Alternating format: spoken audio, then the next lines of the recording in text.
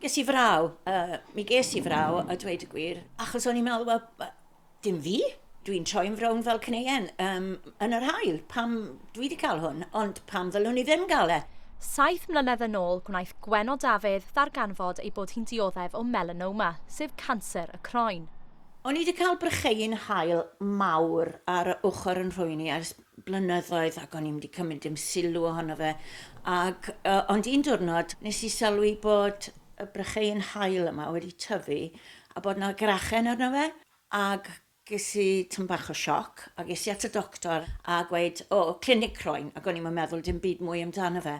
A wedyn ddoth y llythyr drwodd yn dweud clinic canser y croen.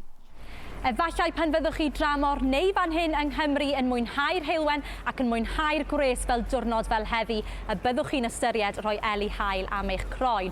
Ond mae lefelau UV yn gallu bod yn uchel iawn, hyd yn oed pan mae'r hael tu ôl i'r cymylau, ac mae arbenigwyr yn rybuddio am beryglon hynny. Mae pobl yn meddwl bod ni'n byw yn Cymru a mae'r hael ddim yn digon cryf, ond mae fe digon cryf i llosgi ac i wneud niwed i'r croen. So dyle pawb, hyd yn oed pryd mae'n cymylog mas, o chuddio eu croen a gwisgo eli hael.